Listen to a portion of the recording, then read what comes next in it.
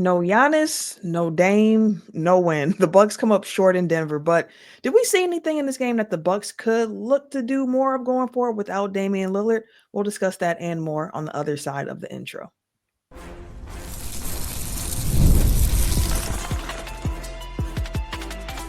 You are Locked On Bucks, your daily Milwaukee Bucks podcast, part of the Locked On Podcast Network, your team every day. What it do? Welcome to Locked On Bucks, part of the Locked On Podcast Network, your team every day. I'm Camille Davis, NBA analyst with the Locked On Network and co-host of the Technical File podcast. Joining me is Frank Madden, longtime voice of the pod and the founder of brewhoop.com. We appreciate you for tuning in and for making Locked On Bucks your first listen every day. We are free and available wherever you get your podcast, as well as on YouTube. Plus, you can find us in newsletter form. Head over to lockedondaily.com to sign up for the free Locked On Bucks newsletter if you have not yet already. And today's episode is brought to you by FanDuel. Right now, new customers can get $200 in bonus bets when your first $5 bet wins. All right, Frank, I feel like it's been a while since we've talked, since the West Coast trip was going on, some really late finishes to these games. But before we even talk about this particular game against the Nuggets, the Bucks have now finished this 5-game West Coast road trip with a 2-3 record. How do you view this road trip, especially given the injuries down the stretch here that the Bucks face? Because going into it, I was hoping to come out with a 3-2 record, and technically they should have with that first game against the Warriors if they would have taken care of business there. But lo and behold, no Dame after that Warriors game. Giannis misses this game in Denver. How do you feel about this road trip? Yeah, I mean, weirdly, the healthiest game was the one they were probably looked the worst in, especially offensively in Golden State. And I mean, they were competitive in all the games. I mean, they had basically chances to win, all 3 games that they lost. So, again, like how much do you take from that? I mean, the bottom line is you've tumbled to 6th in the East, and the Dame story. Great that there's optimism. The Athletic, Sam Amick, Eric Name, ESPN, similar is saying, there's optimism that he'll be back this season, but it's going to be in a 3-6 series most likely, and if he comes back, I at this point, like, I'm not going to. I'm the same way. I'm not getting any help. I mean, to me, this is I don't even know, Camille, if you've got the standings up, how far they'd have to drop to go to 7th. Let's see real quick. Right now, the Bucks are 40-32, 6th in the East, and right behind them is the Hawks, who are 35-37. So they have a 5-game lead on the Hawks, which is pretty sizable with this amount of time left in the season. Yeah. So probably looking at the 6th seed, all but certain of first round out against the Knicks, unless like Dame is back and healthy and Giannis doesn't find some way to get hurt, or they win those last 2 games against the Pistons and they jump back into that 5. I mean, it could be, any of those things, right? And then you're going to be, not favorites against the Pacers if Dame's out, just the same, right? So I'd almost, this is like the ultimate defeatist attitude. I was literally thinking that yesterday, Camille, I was like, would I rather lose to the Knicks or the Pacers in the first round? I feel like I would rather lose to the Knicks because I don't hate the Knicks like I do the Pacers. Like, if the Pacers are the team that essentially were to end Giannis's, time in Milwaukee because of, you went down the rabbit hole. Yeah, like that was like literally like more in my head. I was just like, man, that would be like the darkest timeline, like Tyrese Halliburton front running his way to, Giannis being traded in 6 months or something. But I don't know. I mean, again, the performances really weren't bad on the road trip, but they weren't good enough, in 3 out of the 5 games. So this time of year, again, like the seeding are so important that it could have been worse, but it probably should have been and needed to be better. And of course, you would have traded both of those wins for Dame's health. And, this is one of those injuries that's severe enough that, you worry about the person, right? Like, because of the potential severity of a blood clot. Like, this isn't just about Dame, the basketball player, but, Dame is a father and a human being that, you don't want facing really serious complications from, something like blood clots. So yeah, I mean, in the last 24 hours, I guess, from the initial news of the Dame, blood clot story to, fairly quick follow-up, as mentioned from The Athletic, and kind of reiterated today from ESPN about the Bucks having this optimism. But who knows, right? I mean, we've heard things like that before.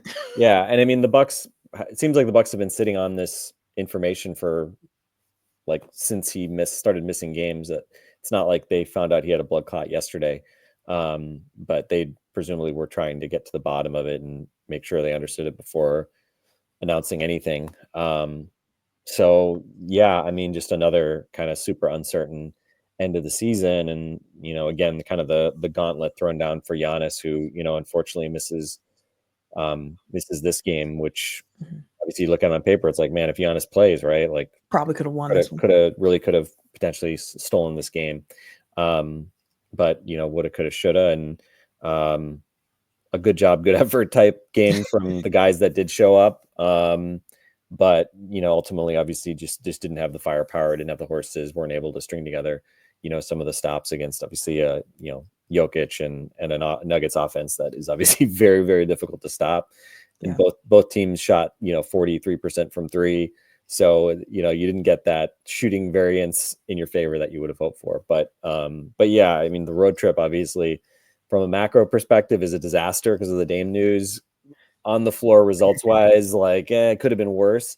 But yeah, I mean, now obviously the ultimate question here is just, is there actually any chance of Dame coming back, or is this going to be another first round series where we're going to see the Bucks go down and then Doc saying oh, you may be able to come back, with like he did with Giannis last year, and Giannis was never close to returning against the Pacers. So yeah, I think some cynicism is warranted given the history here, and certainly another time to remind us that Doc Rivers' first name is only a nickname, and he indeed has no clue when it comes to medical prognosis. So yeah, we'll just have to wait. But yeah, I mean, you just hope that Dame responds well to the blood thinning treatment, and maybe there's a chance and that he responds quickly, but we don't know.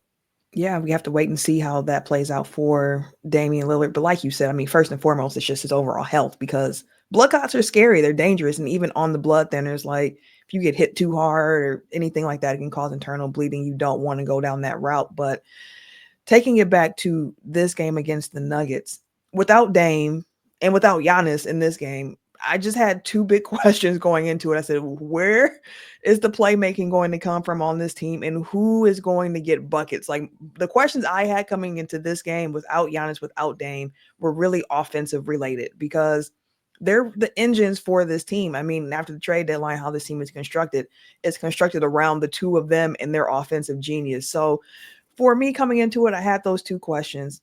And I want to ask you this, Frank, after the break here, but I want to know if anyone surprised you with their play in this game, or did guys generally hoop in a way that you expected them to? Because a guy or two stood out for me where I was like, that's exactly what I wanted to see. Someone else surprised me. So I want to get your opinions on just what we were able to see from the Bucks that did hit the court tonight in Denver right after this. Y'all know what time it is when the calendar gets this part of the year. It's March Madness, and it has been cracking. FanDuel's also giving you the chance, though, to get in on that March Madness action like never before. Right now, new customers can get $200 in bonus bets when your first $5 bet wins.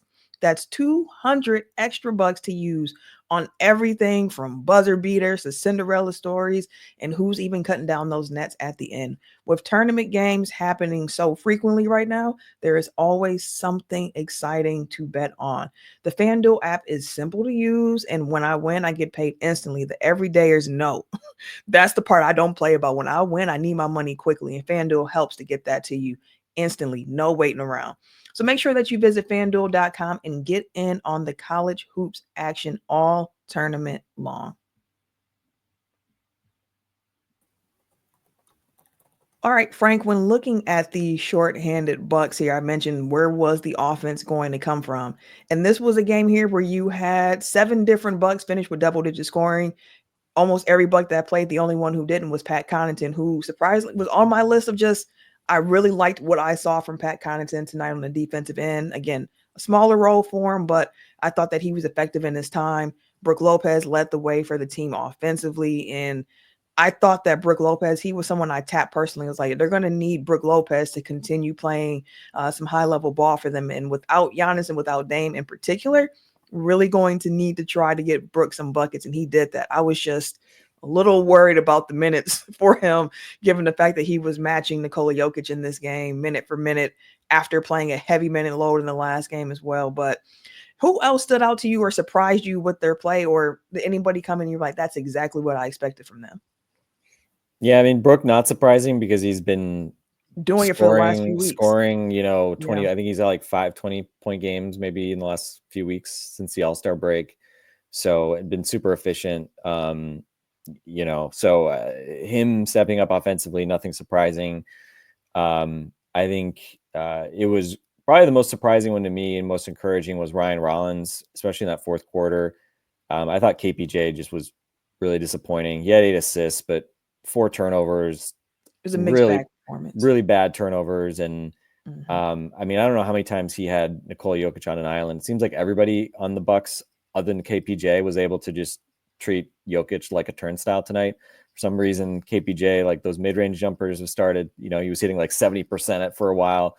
He missed, seemed like all of his mid-range jumpers tonight. He was even hesitating on some of them against Jokic, which surprised me. Exactly. And I think he had one where he attacked Jokic and put it off the glass, but repeatedly kind of didn't get to where he wanted to. And I think he was, like a minus 17 or something like that. It was ugly. And just, again, like with him, like you're not getting Chris Paul marshaling on offense with him. Like, I think that's the challenge with him is, when you what we saw when he first joined and he was playing, a lot with bench units, and it was okay for him to really kind of freestyle and just look to create his own shot. Cause it wasn't like he was, taking the ball from Giannis or Dame or whatever. And, now he was getting more run with especially Giannis, starting to figure some things out, but it seems like he's very, he's very up and down. Right. And going into games like where you really need KPJ to like be a reliable creator and offensive driver, like that's not ideal, right? You feel much better at him being a 15 to 18 minute guy where, if he's not great, it's okay because he's only out there by himself for short bursts. And, lately he hasn't been out there by himself a whole lot, especially when Dame and Giannis were healthy. So I thought KPJ was disappointing, but Rollins, I think made a great statement, for his efforts, right? I mean, realistically, they're going to need both of these guys. It's not like one of them is. It's not like now like Ryan Rollins gets to play and KPJ won't. Like, I mean, they're both going to keep playing. It was interesting to see KPJ with Giannis out slide into the starting 5, presumably for the reason that I was just referencing, that he is more of that like, all right, somebody needs to take some shots. He can take some shots, create some. He's had that role before too in the past. Exactly. When he was with Houston. Right. I mean, he was a 34-minute, high usage guy for a couple of years with the Rockets. But Rollins, especially in the fourth quarter, started getting to the rim, hit a big 3 down the stretch. 7 to 9 shots made tonight. So I think defense too. Yeah, and I thought that was the thing too. Like KPJ, I thought like some of his defensive possessions were really bad, just really like mental lapses. And I think he's mostly been pretty good defensively. His physicality I think is really useful. But I thought like, especially when you see him back to back with Rollins, is like I'd say a much more consistent defensive, kind of impacts the game defensively more consistently. It kind of underscored some of KPJ's limitations and I think just some of the lapses tonight. But yeah, Rollins was really good. So they're just going to need him to, do more of that. And, he keep making threes. KPJ, I think, what was he? He was 45% or something from 3 coming this game. He goes 0 for 4, unfortunately. And unfortunately, I think, Kuzma, again, just like some of the out of control, shots. He made a few shots in the second half, but he's just way too unpredictable, erratic, chaotic for a guy that is your third. Well, I guess your 4th highest paid player because Brook technically makes more than him. But it's just really hard to feel confident when the ball's in his hands right now. It's an adventure. And so that was challenging. But I agree on Connaughton. honestly, when Giannis is back, like part of me just seeing the lack of guys that can run pick and roll with Giannis, I Consistently, almost, I almost want to like just see Pat get some run only with Giannis, just to see if they can do some, dribble handoffs from the left side, Pat going middle, and then trying to see either going to the rim or kind of throwing those little wraparound or pocket passes to Giannis on pick and roll. And so I thought, agreed, Pat gave them some decent minutes there. And then I think the other, Taurean Prince made shots. Yeah. 5 assists, which is like, okay, Taurean Prince. But then I think AJ Green, I think it was really good to see AJ Green bust out of his slump. Absolutely. And I don't know. I'd have to double check. Like, I looked like maybe a week ago, he was shooting like 39% from threes after the All-Star break. So it felt like he was in a deeper slump than he was. But then he had a couple, tough games back to back. So for him to hit 5 threes tonight, 5 assists as well, I'm guessing that's a career high. I thought was really good to see. And, I saw some people like talking about like benching him and not Absolutely necessarily not. Got to shoot through it. Yeah, not like burying him necessarily, but like, oh, let's just get Ajax back in there. I'm just like, okay, he's still competing defensively. Yep. He has an elite skill as a shooter, and he's just missing some shots. He's still attempting shots. And to me, this is like where like emotional fans like differ from like head coaches, because I think good head coaches and also bad head coaches, most NBA head coaches realize that like you don't bench guys for good process, especially on offense, and just the ball not going in. Like, Jason Kidd, I remember thinking of this when Jason Kidd, like when I was trying to figure out like what Jason Kidd was like as a coach. And it's like, he would let guys get away with stuff on offense. If you tried hard on defense, you did the right stuff on defense. And I think, in the same way, like Bud, I think also like, if you want to encourage like shooting threes, not overthinking the game, spacing the floor, doing all that stuff, you don't bench your best 3-point shooter because he's missing some 3-point shots. Like it's the most like just sort of like naive reactionary thing to me to like be like, oh, we got to bench him now. So, I mean, look, it doesn't necessarily mean he needs to close every game, right? We saw him obviously not play as much crunch time here of late. Fair enough, right? Like should be true of any game. I think with Gary and AJ, like I think you absolutely like ride the hot hand. Yeah, exactly. But yeah, I mean, AJ is obviously like, especially with the lack of creation and with Dame being out, I think you have to play. I think you have to play in a way that emphasizes getting the ball to GT and AJ, and not just sort of standing around waiting for other guys to just give them kickouts for wide open shots. I think it requires more movement, more effort on offense, which I think is I think that's honestly why we've seen them have some really good offensive games, even when Giannis and Dame don't play, is because they have to play a better style of basketball. And I think that's what you saw for long stretches tonight. Like they had to kind of have pace in the half court and move and, show some intention, because they couldn't just throw it to Giannis at the elbow and like slack off the rest of the possession. Right. So hopefully this is, AJ getting back on track. Because they're going to need all these dudes. They're all the guys who struggled tonight and all the guys that played well, going to need all of them. And again, hopefully Giannis is back on Friday. Sounds like that seems like the expectation, that this is more of a 1-game thing based on what Doc said pregame, but not a doctor. So who knows? So I have to wait and see a little bit. To the AJ Green point, I'm so glad you brought up just the emotional reaction that people could have to him going through that shooting slump, because I just kept saying, we know he's elite at shooting the ball.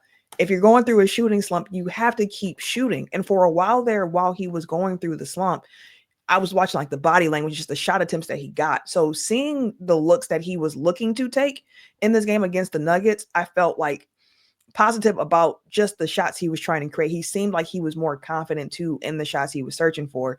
He was even dancing with the ball a little bit when he had Jokic on him, hitting some step backs. Like he felt really good coming off of the rolls, coming off of curls, catch, shoot, quick, not overthinking it. So for AJ, got to keep shooting. He had 9 attempts tonight. Want to see 9, 10 3-point attempts from AJ Green. Would love to see that going forward for him. Just keep putting the ball up. It's going to be important. And to your other point about all the guys that we saw hit the court tonight, they're all going to be extremely important for this Bucks team without Damian Lillard throughout the rest of this regular season. Well, I should say indefinitely, with the optimism that he can come back at some point in this season, presumably before the playoffs. But the question here is, what are you expecting from this team going forward? Who needs to step up? Who do you need to see more from? What do you need to see from guys? And we'll talk a bit more about that after this.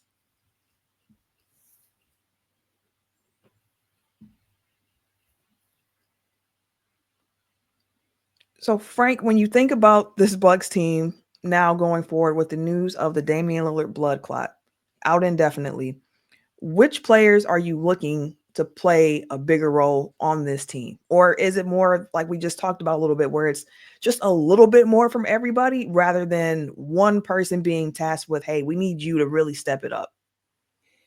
Yeah, I mean, I'm just looking at the box score here, right? I mean, 8-man rotation tonight. Pat was essentially kind of the guy that played tonight with Giannis out that, normally wouldn't. We've seen a number of 8-man rotation games from Doc of late. And when you look at, unless I'm like missing somebody, right? Like the guys we're seeing catch DNPs, right? Like Pete Nance, Chris Livingston, Tyler Smith, Sani Amude, Jamari Bouye, Ajax. Like I don't need to see any of those guys play.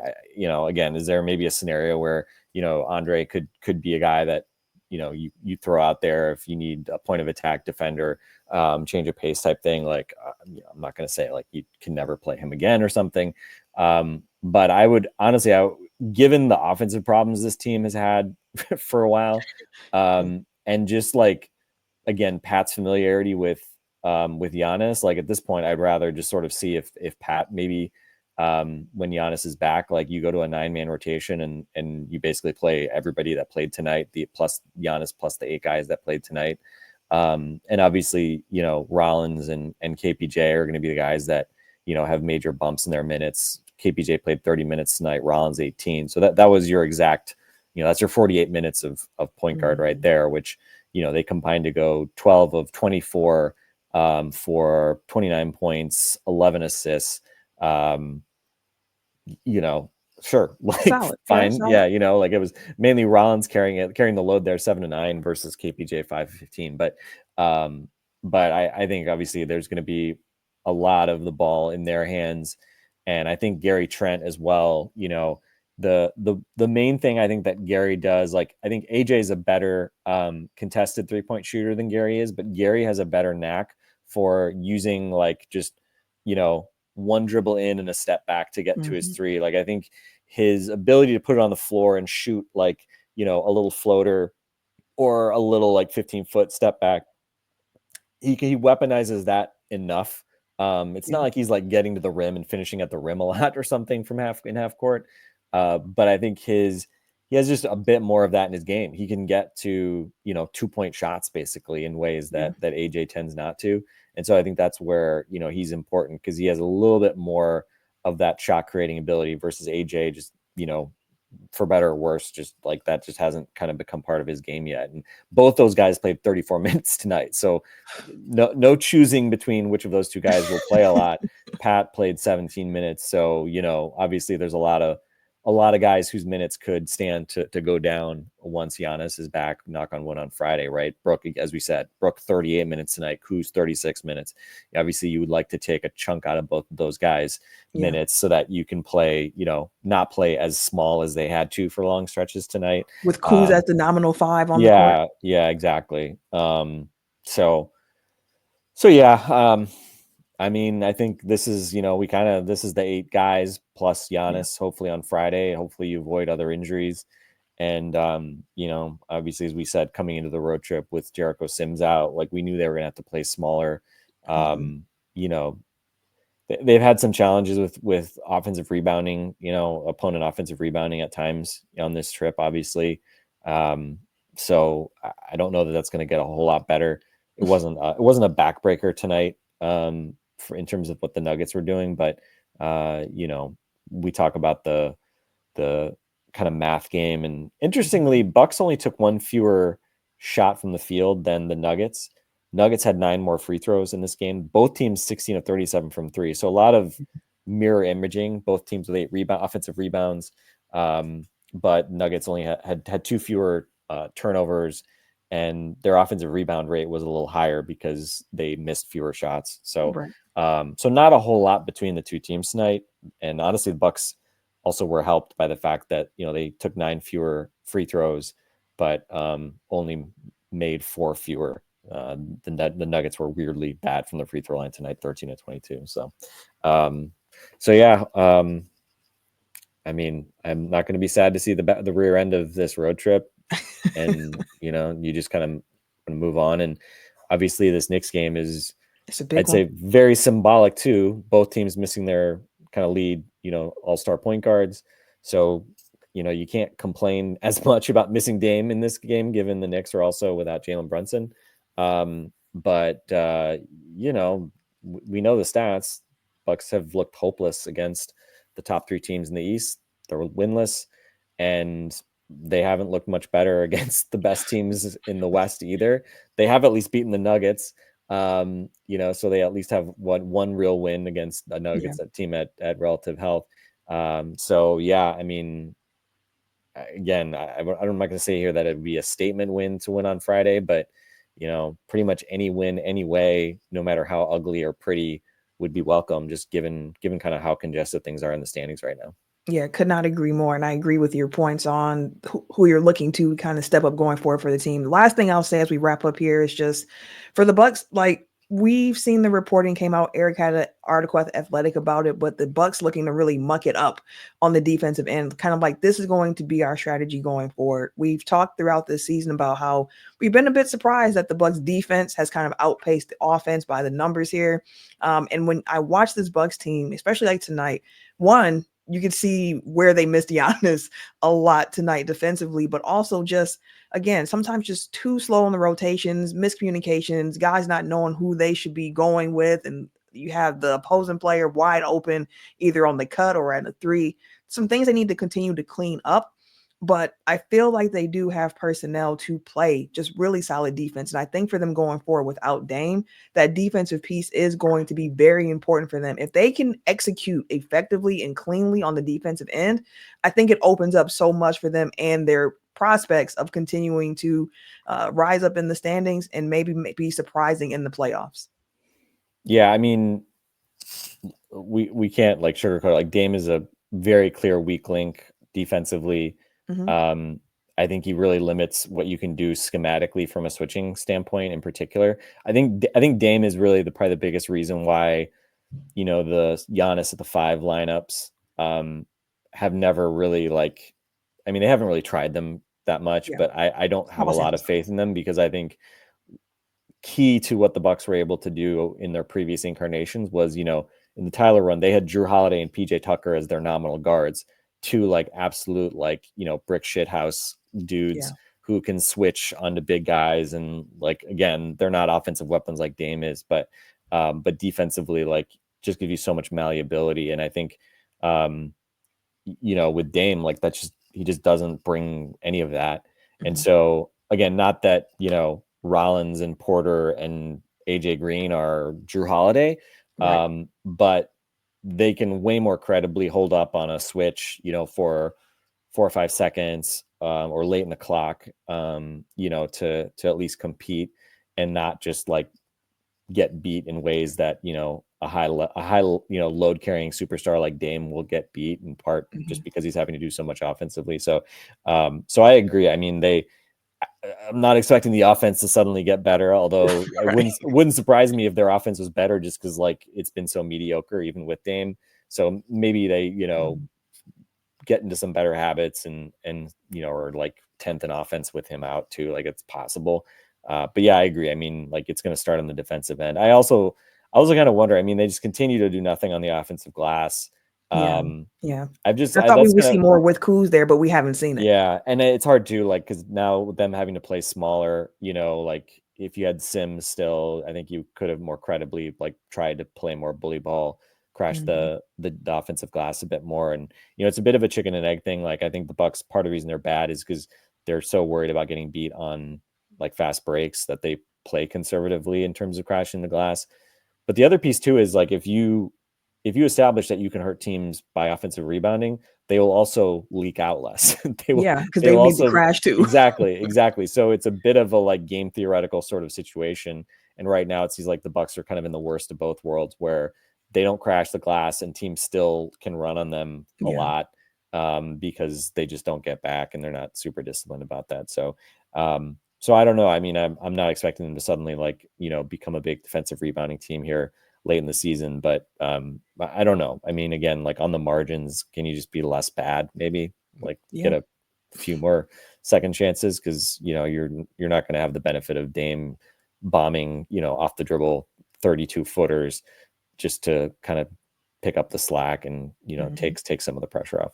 Yeah, the margin of error is even smaller with Dame out without him being out there. I mean, and to your point too, can you win on the margins? Also, just play a clean game. Don't turn the ball over. Play a clean game. The Bucks are going to have to, again, execute at high levels to make some noise here down the stretch. But we'll wrap up the show here. Appreciate you all for tuning in to Locked On Bucks. Make sure you keep it locked in to Locked On Bucks. For Frank and myself, we will catch you later.